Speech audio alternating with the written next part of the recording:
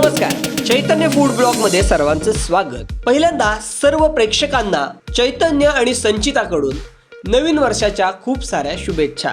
नवीन वर्षामध्ये नवीन प्रवास आणि एक नवीन ठिकाण। आता आपण निघालो आहोत समुद्र किनारी गुहागरच्या। आम्ही सांगलीवरून प्रवास चालू केला। सांगलीवरून सांगलवाडी आणि त्यानंतर पेठ नाका, त्यानंतर पुढे कराड आणि त्यानंतर पाटण। कराड पाटण रोडवर रस्ता रुंदीकरणाचं काम चालू आहे, त्यामुळं मोठ्या प्रमाणामध्ये डायव्हर्जन्स आपल्याला दिसतील आणि रस्ता सुद्धा खूप खराब झाला आहे। पुढे आपण नाडे हे गाव क्रॉस करतो। त्याच रस्त्यावर जाताना आपल्याला श्री येडोबा देवस्थान लागतं। डाव्या बाजूला आपल्याला मंदिराकडे जाण्याचा मार्ग दाखवणारा बोर्ड दिसतो। हे मंदिर भव्य आणि प्रशस्त आहे। त्याच्या बाजूने कोयना नदी वाहते।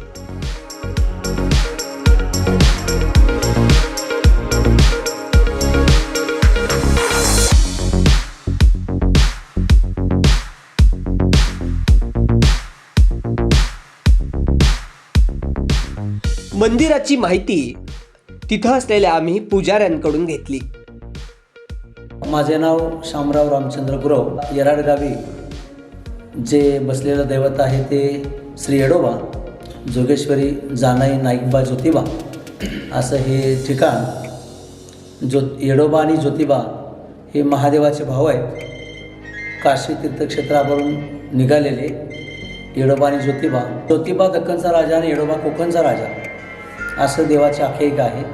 यात्रेमध्ये देवाचं हनुमान जयंतीच्या दुसऱ्या दिवशी लग्न सोहळा असतो। जोगेश्वरी आणि रुक्मिणी या दोन येडोबाच्या पत्नी आहेत। जोगेश्वरीबरोबर विवाह सोहळा हनुमान जयंतीच्या दुसऱ्या दिवशी होत असतो।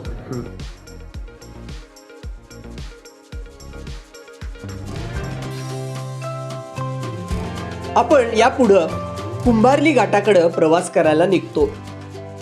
कुंभार्ली घाटामध्ये पोहोचल्यानंतर सुरुवातीला आपली चौकशी केली जाते आणि तिथून पुढे सोडलं जातं। उंचच उंच आणि वळणांचा असा हा घाट अधिकच सुंदर दिसतो, पण या घाटामधील रस्ता मात्र खूपच खड्डेयुक्त आहे, त्यामुळं गाडी अगदी सावकाश न्यावी लागते। प्रशासनानं लवकरात लवकर लक्ष घालून हा रस्ता दुरुस्त करण्याची गरज आहे।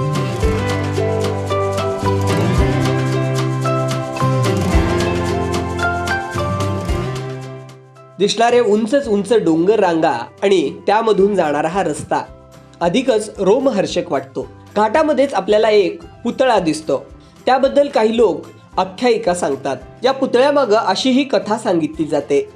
यांनी खरं म्हणजे कुंभार्ली घाटाची वाट दाखवली, त्यामुळं पूर्वी काही इंग्रजांनी त्यांचे दोन्ही हात कट केले का तर हा घाट त्यांनी कुणी दुसऱ्यांना दाखवू नये आणि त्यामुळे त्यांची इथं ही समाधी आहे। इथं मूर्ती स्थापन केलेली आहे।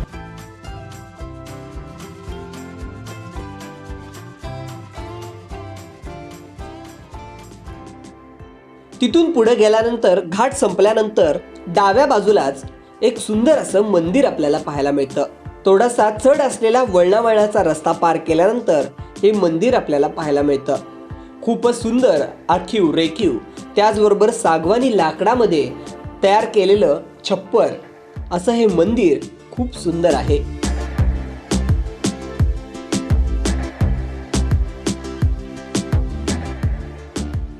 जे अगदी चित्रपटामध्ये जसं शूटिंगमध्ये असतं तसं अगदी हे मंदिर आहे।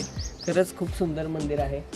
श्री महाकाली सुकाई देवीचं पोफळीचं हे मंदिर आहे, तुम्ही बघू शकता। आणि आतमधले पण आपण दाखवणार आहोत की लुक कसा आहे या मंदिराचा। चला तर मग तुम्ही येताय माझ्याबरोबर।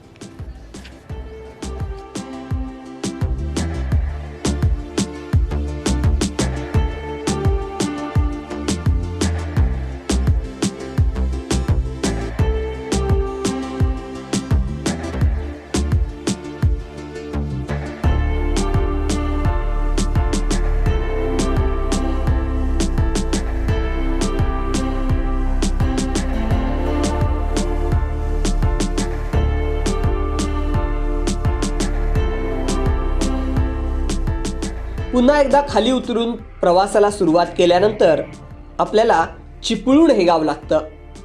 आपण गुहागरला चिपळूणला न जाता बाहेरच्या बाहेर बायपासनंही जाऊ शकतो. चिपळूणवरून गुहागर 50 किलोमीटर आहे. तिथेही जाताना रस्त्याचं काम चालू आहे. एका ठिकाणी पूल पडला असल्या कारणानं रस्ता बंद करण्यात आला आहे. त्यामुळंच एका लाल मातीच्या कच्च्या ओबडधोबड मार्गावरून आपल्याला जावं लागतं. इथं रस्ता चुकण्याची खूप शक्यता आहे. स्थानिक व्यक्तींच्या मदतीनं आपण गुहागरपर्यंत पोहोचू शकतो. आम्ही हा प्रवास 2020च्या डिसेंबर महिन्यामध्ये केला आहे. हा सगळा प्रवास केल्यानंतर आपण पोहोचतो गुहागरला. गुहागरमध्ये पोहोचल्यानंतर जेवणाची वेळ होते आणि जेवण म्हटलं की आपल्या आपुलकीचा आणि जवळचा विषय. म्हणूनच आम्ही खा करण्यासाठी श्रद्धा या हॉटेलमध्ये गेलो. मांसाहारी आणि शाकाहारी असं दोन्हीही जेवण या हॉटेलमध्ये उपलब्ध आहे. तुम्ही या हॉटेलचं रेट कार्ड पाहू शकता.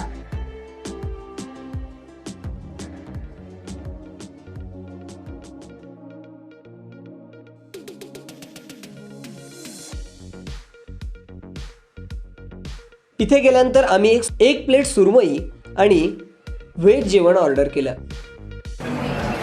हां, खावा. एक नंबर. मासा असावा तर अशा क्वालिटीचा असावा. पोटभर जेवल्यानंतर आम्ही अगदी लगद आहे.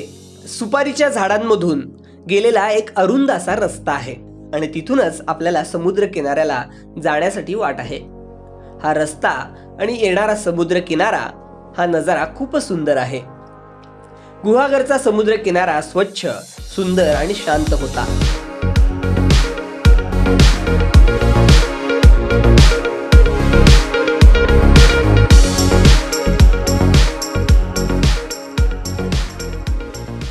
शंख शिंपले, वाळूवर पडणारे छोटे छोटे खेकडे हे सर्व पाहायला मिळालं आणि मन अगदी तृप्त झालं.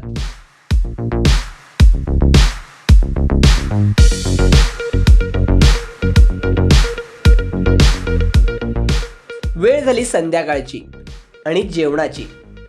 स्नेहांकुर होमस्टेच्या बाजूलाच जेवणाची सोय आहे. त्याचबरोबर या ठिकाणी सकाळचा नाश्ता सुद्धा मिळतो.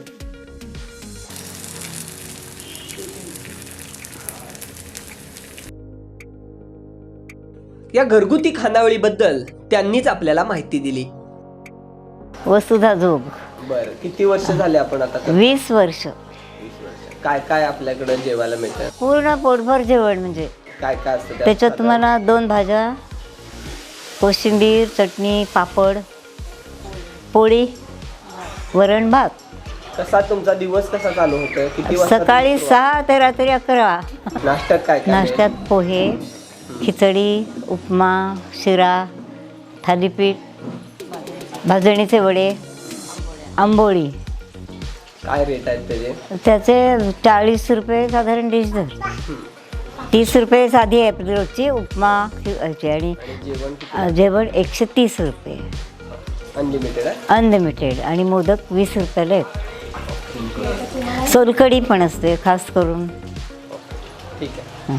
गुहागरला जाण्याचं आणखीन एक कारण ते म्हणजे निळ्या लाटा.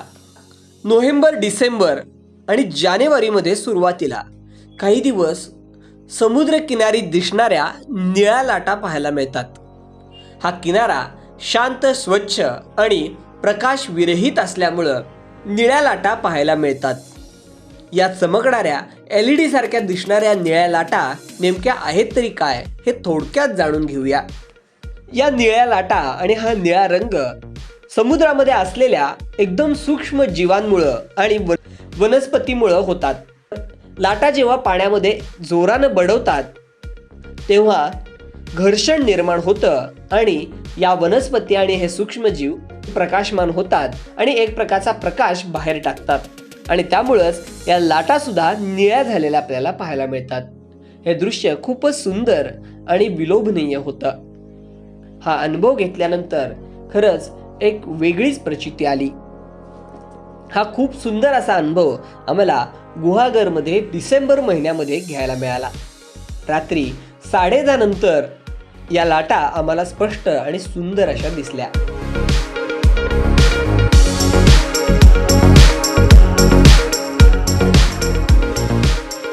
तर असा झाला हा गुहागरचा प्रवास. पुन्हा एकदा परतीचा प्रवास आम्ही चालू केला आणि येता येता पाहिला आम्ही जयगड.